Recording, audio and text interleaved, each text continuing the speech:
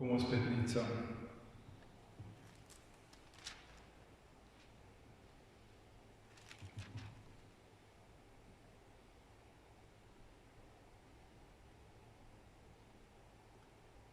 Here, ons wil vanoggend saam met Moses en in die woorde van Moses met U praat. Here, U was vir ons 'n toevlug van geslag tot geslag. Voordat die berge gebore was en U die aarde en die wêreld voortgebring het. Ja, van ewigheid tot ewigheid is U God.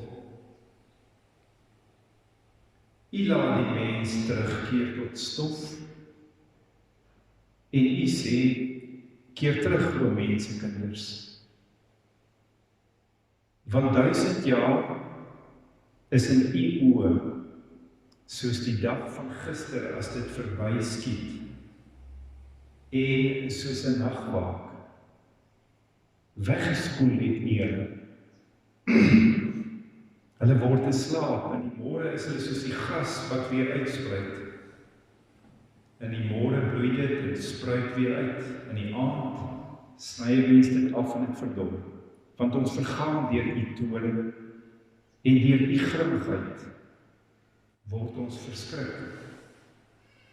U stel ons ongeregtighede voor U, ons verborgde sondes in die lig van U aangesig. Want al ons dae gaan verby deur die grimmigheid.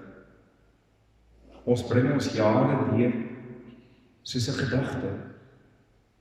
Die dae van ons jare, daarin is 70 jaar, of as ons baie sterk is, 80 jaar. En die uitnemendste daarvan is moeite en verdriet. Want gou gaan dit verby. En ons vlieg daarin. Wie ken die sterkte van U toorn en U grimmigheid ooreenkomstig die vrees wat aan U verskuldig is?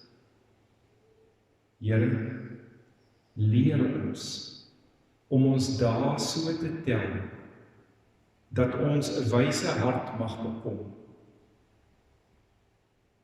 Keer terug, Here, tot hoe lank? En ontferm U oor U knegte. Versadig ons in die môre met U goedertierenheid, sodat ons kan jubel en bly wees in al ons dae.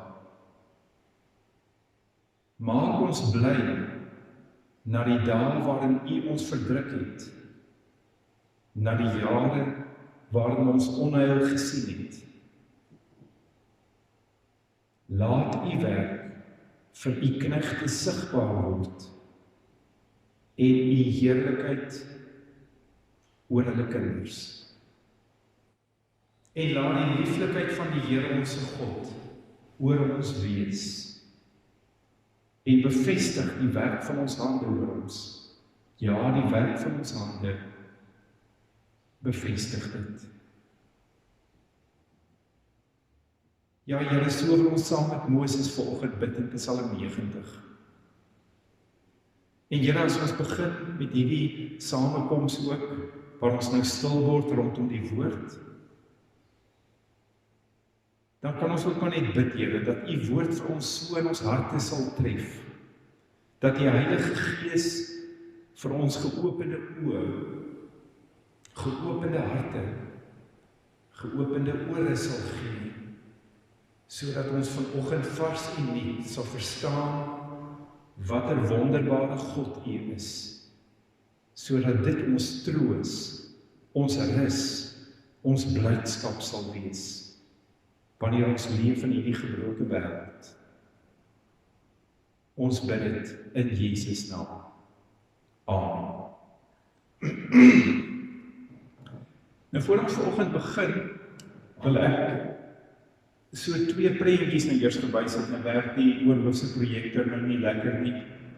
So, jy sal dit nou later op die video kan sien, soos ek net nou al gesê het. Ek wil vir die eerste prentjie wys en ek gaan dit net op die mense hierso wys. Dan kan u dit ook mooi sien. Dit is maar net 'n prentjie van 'n blou walvis. Nou as mens so kyk na die blou walvis, ek wys hom maar weer hierdie kant toe, dan sal ons nou dadelik vir mekaar sê, ja nee, dis indrukwekkend, dis 'n mooi prentjie en dis goed en al sulke dinge. Maar ons kry nie regtig 'n begrip vir hoe groot hierdie ding is wat ons hierso sien, hierdie blou walvis. Dis maar 'n prentjie wat vir ons net ietsie sê van so lyk 'n blou walvis. Maar dit word iets anderste. As ek nou hierdie prentjie nader trek, kom ek wys my so. Ek wys hom mooi hierso vir die mense. Op hierdie prentjie kan u nou nie lekker sien nie, maar daar's 'n mens in proporsie tot die blou walvis. En skielik besef jy hoe groot is 'n blou walvis. Besef jy eintlik dat woorde kan nie eintlik reg doen. En teoretiese beskrywings kan nie eintlik reg doen aan die grootheid van 'n blou walvis. Tot jy hom vergelyk met 'n mens. En dan skielik begin jy iets verstaan van die majestueusheid en die grootsheid van hierdie dier. Dan eers besef jy hy is groter as wat ons woorde dit eintlik aan iemand kan oordra. Hou dit so in die agterkop wanneer ons ook ons teksgedeelte gaan saam lees.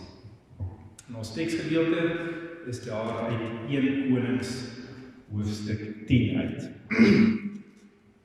1 Konings hoofstuk 10. Ek lees vir julle daarso van vers 1 af in 1 Konings hoofstuk 10.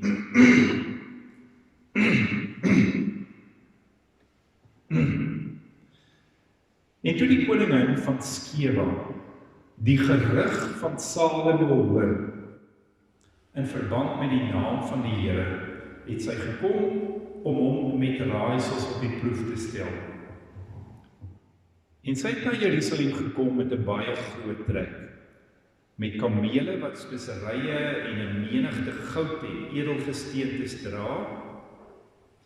En toe sy by Salomo inkom, het sy met hom gespreek oor alles wat in haar hart was. En Salomo het haar al haar woorde verklaar. Geen woord was vir die koning te diepsinnig om haar dit te verklaar nie. Toe die koningin van Skeba dan al die wysheid van Salomo sien, en die huis wat hy gebou het, en die voedsel van sy tafel, en hoe sy dienaars sit en sy bediendes staan, en hulle klere, en sy dranke en sy trap, waarmee hy opklim in die huis van die Here, was daar in haar geen gees meer nie. En daarom sê sy aan die koning, die woord was waarheid, wat ek in my land gehoor het oor u en oor u wysheid. En ek het die woorde nie geglo nie, totdat ek gekom en my oë gesien het. En kyk, die helfte is my nie meegedeel nie. U oortref in wysheid en in welvaart die gerug wat ek gehoor het. Gelukkig is u manne, gelukkig hierdie dienaars van u, wat gedurig voor u staan, wat u wysheid hoor. Geloof sy die Here, u God wat behaag in u gehad het, om u op die troon van Israel te laat sit. Omdat die Here Israel vir ewig lief het, het hy u as koning aangestel om reg en geregtigheid te doen. En so ontvou die verhaal van die koningin van Skeba of die koningin van die suide se aankoms hier by Salomo. Liewe broers en susters, in 'n tyd soos hierdie, die COVID-tyd, van elke dag is daar maar bekommernis in ons harte. Is daar by ons vrae en worstelinge met God. Maar ook in 'n tyd waar die kerk aangeval word, waar godsdiens aangeval word, waar mense maar net kan dink dat hulle kan aangaan met hulle lewens sonder God. En waar baie mense, kerkmense, teoloë, van God 'n baie klein goedjie gemaak het, waar hulle baie dinge oor hom sê, waar hulle sê, ag, maar dit kan nie waar wees van God nie. Is dit miskien goed, dat ons vanoggend net weer vars en nuut vanuit die woord van God verstaan? Wie is ons God? En wie is Christus? Sodat ons vertroos en met vreugde na buite kan gaan en gaan leef in hierdie gebroke wêreld en vir die wêreld kan gaan getuig van die God aan wie ons behoort. Teen hierdie inleidende woorde wil ek nou eers met u, voordat ek met u oor God kan praat en oor ons Here Jesus, God wat mens geword het. Is dit net goed dat ons gaan kyk, wat sê ons skrifgedeelte? Ons skrifgedeelte kom vertel vir ons van hierdie koningin van Skeba, wat daar in 'n ver land gewoon het, 'n heiden. En sy het gehoor iewers is daar 'n magtige nuwe heerser in 'n ver land. En sy het besluit, maar al hierdie stories wat tot my kom oor hierdie heerser, kan nie waar wees. Dit is onmoontlik dat daar so groot koning kan wees. En sy het besluit om hierdie lang pad met haar Here gevolg te neem en te gaan kyk. Hoeveel van hierdie stories is nou eintlik oordryf gewees? En vol skeptisisme het sy die pad aangedurf. En onthou nou, u weet mos nou hoe is mense. Ons mense het mos nou, u ken mos nou die goeie ou voorbeeld van visserman. As 'n visserman vir jou sê hy het so groot vis gevang, dan weet jy onmiddellik, daai vis was eintlik omtrent so groot. En dis presies teen hierdie agtergrond wat die koningin van Skeba ook nou vertrek na Israel toe.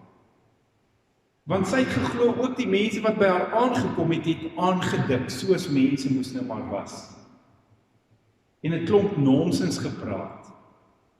En 'n klomp legendariese veeverhale uitgedink oor die grootsheid van hierdie koning Salomo. En met hierdie skeptisisme gaan sy dan. Want sy het gehoor hy is die wysste een in die geskiedenis. En sy het gehoor hy is die rykste. En sy het gehoor sy onderdane is aangrypend. En hulle hang aan sy lippe. En sy het gedink is onmoontlik. En raai wat? Toe daag sy op. En toe sy opdaag in Israel, toe sê sy vir Salomo, kom ons lees weer daai woord. Die woord was waarheid wat ek in my land gehoor het oor u en oor u wysheid. En ek het die woorde nie geglo nie, totdat ek gekom en my oë gesien het. Sy kon dit nie glo nie. Hoor asseblief baie mooi aan die begin van die prediking volgende. Sy kon dit nie glo wat sy gehoor het. Sy kon nie dink dat daar so groot koning kan wees nie. Totdat ek gekom en my oë gesien het. En kyk, hoor wat sê sy. Die helfte is my nie meegedeel nie. U oortref in wysheid en in welvaart die gerug wat ek gehoor het. Onthou, sy het gegaan met die verwagting, die helfte van dit wat sy gehoor het, is liegstories en is oordrywings. En nou toe sy sien die werklikheid, toe sê sy die helfte is my nie vertel nie. Jy is eintlik nog veel groter as wat ek ooit kon dink of begryp. Jy sien, dis iets daarvan wat ek met hierdie prentjies van die blou walvis by Ivo laat tuis kom. Die blou walvis, die grootste blou walvis, maar ons kan hom nie regtig indink hoe groot hy is nie. En wanneer ons hierdie foto van die blou walvis en die mens saam sien, dan begin ons iets verstaan van die majestueusheid van hierdie dier. Wat nie met woorde beskryf kan word totdat jy gesien het nie. En dis dan wanneer hierdie koningin, wat nou die grootsheid van Salomo uiteindelik van aangesig tot aangesig sien, dat sy maar net kan sê, ai, ai, ai. Hoor wat sê sy, gelukkig is u manne. Gelukkig hierdie dienaars van u, wat gedurig voor u staan, wat u wysheid kan hoor. En sy besef, hoekom is Salomo daar? Want sy sê, want daar is 'n groot God, wat sy mense liefhet, wat Salomo daar gestel het. Sy sê, geloof sy die Here, u God wat behaag in u gehad het, om u op die troon van Israel te laat sit. Omdat die Here Israel vir ewig liefhet, het hy u as koning aangestel om reg en geregtigheid te doen. Dis 'n God wat sy volk liefhet, wat vir hulle koning gegee het, wat so majestueus is, dat geen woorde aan hom kon reg doen nie. Maar nou sal hy vir my sê, so wat? Want Salomo is dood. En Salomo is nie meer daar. As ons maar so 'n koning gehad het, sou dit wonderlik gewees het in hierdie tyd waarin ons nou leef. 'n Koning met soveel wysheid, 'n koning met soveel majestueusheid, dat die helfte van woorde eintlik te min is om reg te doen aan wie hierdie koning is. Kan ons nie ook maar net so 'n koning gehad het, wat so groot is, dat jy hom moet sien om regtig te begryp hoe groot hy is. En dat jy dan besef, maar die helfte van wat jy van hom gehoor het, is eintlik nog te min gewees. En is teen hierdie agtergrond, my liewe broers en susters, wat ons moet lees, wat die Nuwe Testament nou vir ons sê. Ek lees saam met u uit Matteus hoofstuk 12. In Matteus 12, toe ons Here Jesus mens geword het, toe is daar 'n klomp mense, die skrifgeleerdes en die fariseërs, wat maar net nie in hom wil glo nie. En hoor wat sê hy vir hulle in Matteus 12 vers 42. Die koningin van die suide, so verwys hy na die koningin van Skeba. Die koningin van die suide sal in die oordeel opstaan, saam met hierdie geslag en dit veroordeel. Want sy het gekom van die eindes van die aarde af, om die wysheid van Salomo te hoor, en meer as Salomo is hier. Meer as Salomo is hier.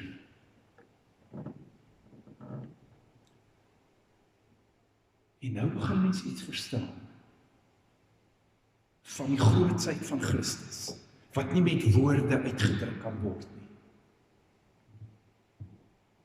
Hy wat meer as Salomo is. Hy teenoor wie Salomo eintlik maar net 'n stippeltjie in die ewigheid is, ten spyte van die majestueusheid van Salomo.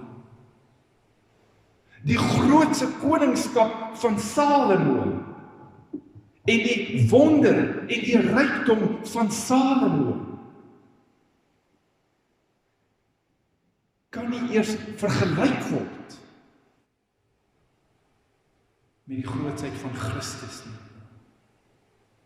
Die een wat die hemelse rykdom prysgegee het. En die tragiese, eenvoudige gestalte van 'n diensknegt aangeneem het.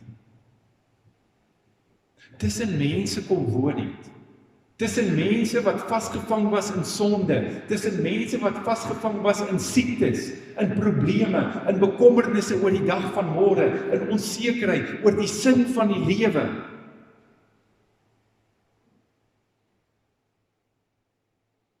En hy kom bekleed homself met die gestalte van 'n diensknegt. En hy kom woon tussen hulle. En hy kom vertel hulle van die koninkryk van God, wat in hom en deur hom tot ons kom. En hy kom bring lewe vir mense. En hy kom sterf, sodat bang, onseker mense kan weet dat daar 'n ewige lewe is, omdat hy groter as die dood is. En omdat hy die weg tot die ewigheid oopgemaak het. En hy kon vertel vir mense dat hy die goeie herder is, wat hulle in sy hand hou, hierdie grootse koning, wat 'n diensknegt gestalte aangeneem het.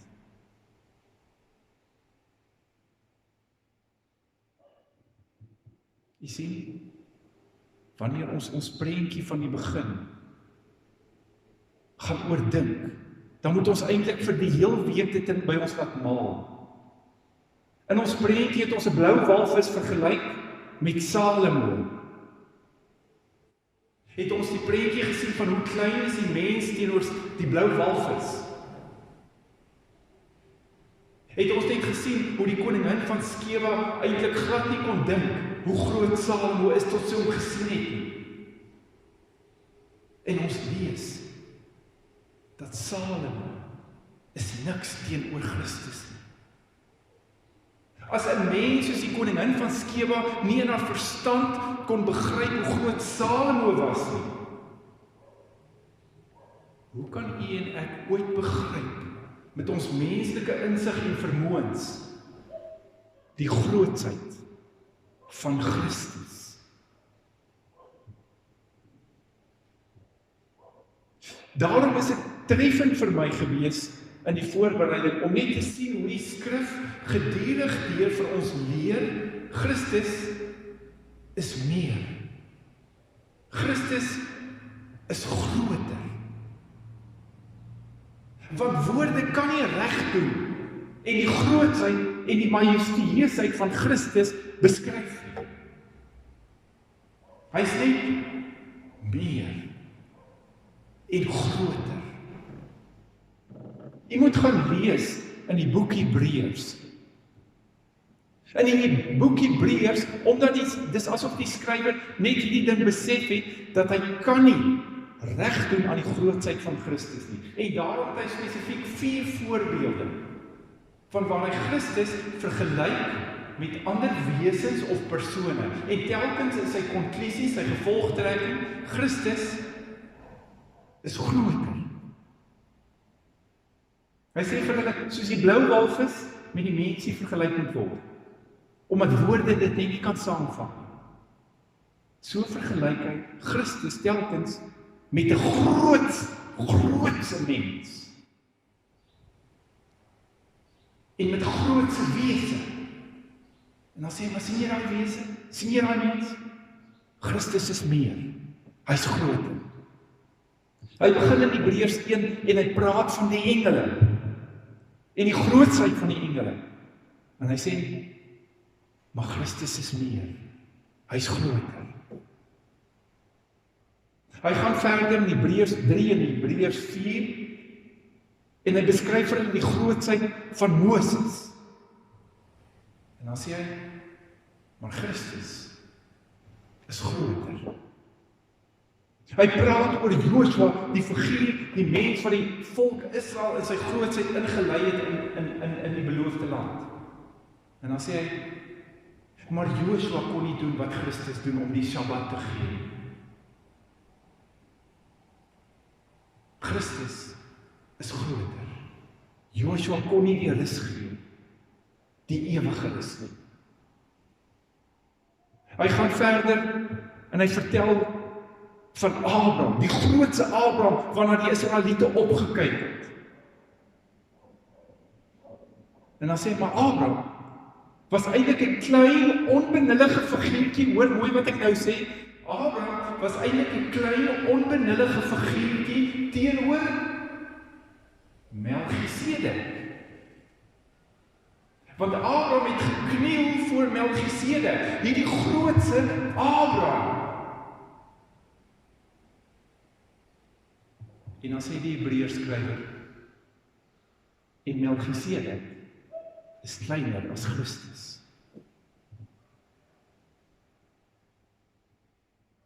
Jy sien, ons verstand kan mos nou nie hierdie dinge bevat nie. Dis hoekom al wat ons eintlik kan sê van Christus, is hy's meer. Hy's groter as wat jy en ek ooit kan begin dink of begryp. My liewe broers en susters, maar dis goed en wel om net te besef iets van die grootheid van Christus deur hierdie vergelykings. Maar die probleem is, ons leef in tye waar Christus altyd minder gemaak word. Ons kry die slim skrifgeleerdes, slim in aanhalingstekens, want hulle is totaal dwaas. Wat in hulle studeerkamers sit en filosofeer, let wel, nie vanuit die skrifte uit nie, maar hulle sit en filosofeer oor wat kan waar wees in die skrifte. En dan sê hulle, ja, maar Christus is nou nie regtig, die wonderwerke van Christus kon nie regtig plaasgevind het nie. Jy sien, met dieselfde skeptiesheid waarmee die koningin van Skeba gedink het, dat Salomo eintlik nie naaste my so groot kan wees, soos wat die mense vir haar gesê het nie. So sit hierdie skrifgeleerdes, die teoloë by baie van die teologiese fakulteite, en filosofeer oor Christus. Hulle sê, maar sy wonderwerke kon nie regtig plaasgevind het nie. Dis sommer net stories. So hulle dink minder van Christus as wat woorde kan sê. Hulle doen presies dieselfde ding as wat die koningin van Skeba met Salomo gedoen het. Sy het gedink, dit kan nie goed so wees nie. Hierdie skrifgeleerdes sal vir jou sê, maar hy is nie werklik God gewees nie. Hy het nie werklik gesterf nie. Hy het nie werklik opgestaan uit die dood nie, want ons weet tog dit kan nie, want dit skree teen die logika in, teen die menslike insig in, dat so iets kan gebeur.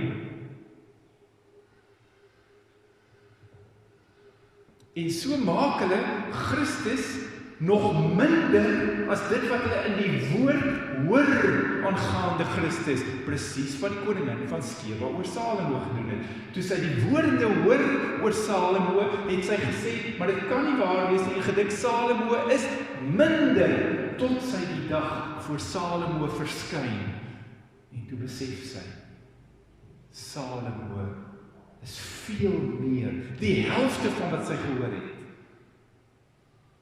kon nie reg doen aan hom. Hy is die helfte nog groter as dit.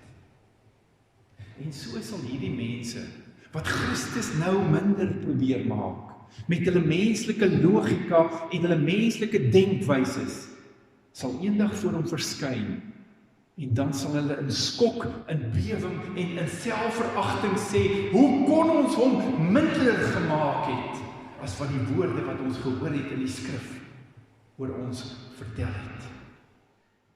Hy is veel groter as wat ons kon begin dink of begryp.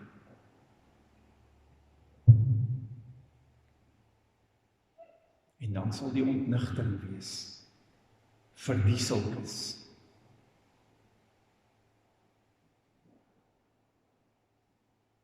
Jy sien, dis nie net die skrifgeleerdes, die liberale skrifgeleerdes, wat Christus minder maak, soos die koningin van Skeba Salomo minder gemaak het nie. Dis ook ons vroeë mense. Kom ons sê maar dan so, ons vroeë mense. Wat van Christus minder maak, as wie hy werklik is. Dink maar aan ons gebede, my broers en susters. Ons gebede is partykeer so wanhoopig. So, ag hy sal tog maar nie kan nie, of nie wil nie. Ons maak sy liefde minder as wat dit is.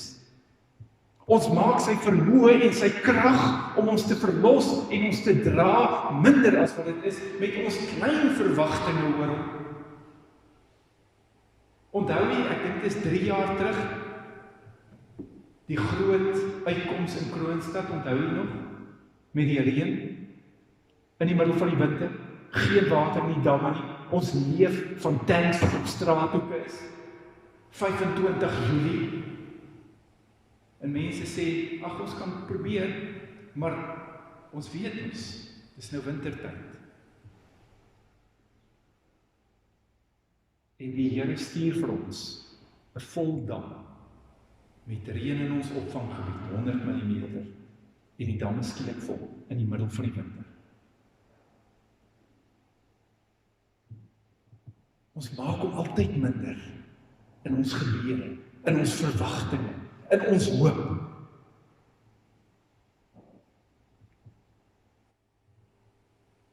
Jy sien, wanneer ons iemand sien vir wie ons lief is, en daardie persoon is vasgevang in sonde, dan bid ons. Maar ons dink daai ou se hart is te hard. En ons maak Christus minder. Christus wat vir Paulus in 'n oogwink kon verander, sodat Saulus Paulus kon word. 'n totaal nuwe mens in 'n oomblik waar hy vir Jesus Christus sien van aangesig tot aangesig. En net so kan hy vandag lewens verander. Ons sit in situasies waar ons sê maar ons word gebore, en ons word gebore met sekere sondige geneigthede, en wel, dis nou maar wie ek is. En die kerk sê vir mense, ons moet mense aanvaar vir wie hulle is, want dit is maar wie hulle is. Wat het geword van die wedergeboorte, waar Christus in iemand se lewe kom, en hy verander iemand se lewe, en hy verander sy geneigthede en sy begeertes, sodat hy 'n nuwe mens word, wat anders lewe as die ou sondige mens. Maar die kerk het Christus kom minder maak, as wat hy is. En daarom is ons gebedslewe ook so tragies en pateties.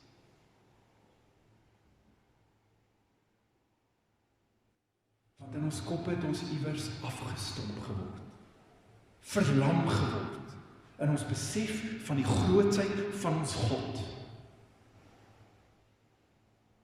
Kom ek illustreer dit nog verder vir u. Ons praat vandag so graag, en ek weet dit word goed bedoel, van liewe Jesus.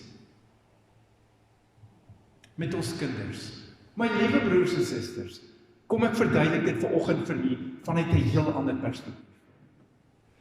As die grootste majestueuse koning Salomo, in sy grootheid, die koningin van Skeba, so aangegryp het in sy grootte, hoe banaal sou dit vir u geklink het, as iemand gepraat het van liewe Salomo.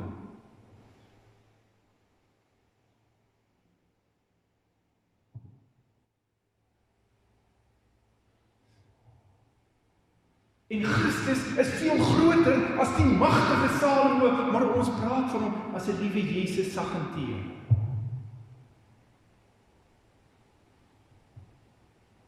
En met goeie bedoelings kom maak ons om 'n klein, lieftallige gooitjie wat ons kan vertroetel en koester.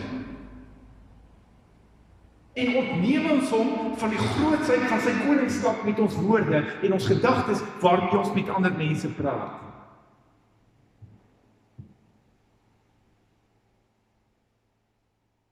Sy grootsheid, sy magtigheid, sy liefde, sy heiligheid, sy toorn, het ons alles kom verklein. Sy barmhartigheid, sy regverdigheid, sy ontferming. So kan ons aangaan. Al hierdie eienskappe het ons eintlik laat verwater tot 'n vaal gemors. En ons verstaan nie meer die grootsheid van ons God wat mens geword het en onder ons kom woon het, om vir ons die lewe te gee, sodat ons met troos en rus ook in tye soos hierdie kan lewe nie.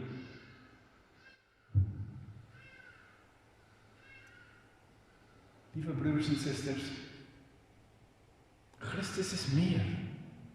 Salomo se diensknegte was so aangegryp met hoe groot Salomo was, dat hulle in die hele wêreld gaan vertel het van hulle koning, sodat in die uithoeke van die wêreld die koningin van die suide bereik het, die boodskap oor hulle koning. Maar ons is dikwels skaam en bang om oor God te praat. Wat sê dit van ons denke oor ons God? As ons kan swyg oor God, sê dit mos eintlik, ons verstaan nie regtig hoe groot hy is nie, want as ons verstaan het wie hy is, sou ons gepraat het oor hom. Gaan kyk maar na 'n skoolkind, wat praat oor sy rugbyheld, hy kan nie op hom praat oor daai ou nie, want hy het die prentjie van sy held se grootsheid. Waarom sukkel ons om te praat oor ons God? Sê dit nie iets van hoe klein ons oor hom dink nie? Dat hy vir ons 'n teoretiese groot God is, maar dis nie 'n werklikheid in ons lewens nie. Gaan lees maar in Handelinge 4. Toe die magtiges vir die disippels sê, julle moet stil bly oor hierdie Jesus. Toe sê hulle, ons kan nie anders nie. Ek lees dit vir u daar in Handelinge hoofstuk 4.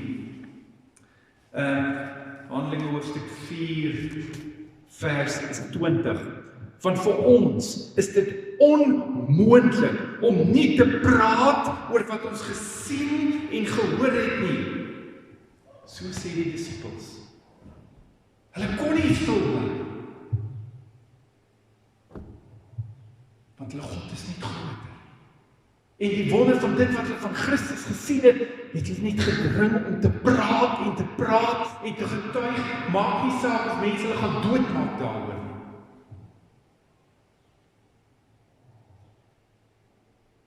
Liewe broers en susters, ons oë het blind geword. Ons harte het hard geword om te begryp wie ons God is. Om te begryp die wonder van God die Vader, wat die wêreld so lief gehad het, dat hy sy seun gegee het as die ewige koning voor wie ons kan skuil. Hoor net hoe sê die koningin van Skeba dit weer hier in 1 Konings 10. Hoor hierdie aangrypende vers. Gelukkig is die manne, gelukkig hierdie dienaars van u, wat gedurig voor u staan, wat u wysheid hoor. Geloof sy die Here, die God, wat behaag nie gehad het om u op die troon van Israel te laat sit. Sy is in verwondering oor die God wat die koning gestuur het vir sy volk in die Ou Testament.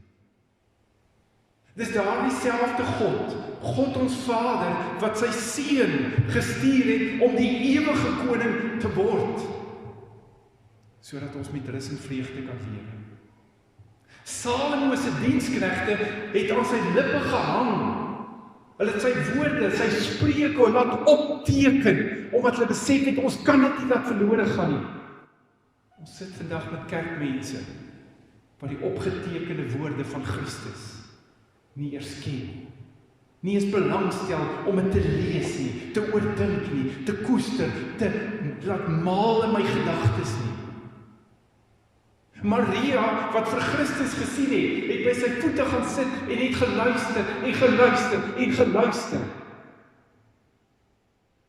Maar ons mense leef vandag asof ons nie eens nodig het om die Bybel te lees nie. Wat sê dit van ons brein en ons idees oor God? Mag God ons oë oopmaak deur die werking van sy Heilige Gees, sodat ons weer kan besef wie ons wonderbare God is, sodat ons nie anders sal kan as om in jubeling in hierdie gebroke wêreld te gaan getuig oor ons wonderbare God nie. Amen. Kom ons bid saam. Dankie Here dat U groter is, meer as wat ons ooit kan begin dink of begryp. Maar maak dit oop in ons harte, Here, want ons harte is hard en ons oë is blind. En daarom sukkel ons om te jubel en te juig oor U. Amen. Ek wil hê ons moet luister na 'n lied. Dina, kan ons 'n liedjie omdel vir ons? Kom ons luister net weer na hierdie lied. Ons sit rustig so en ons luister net.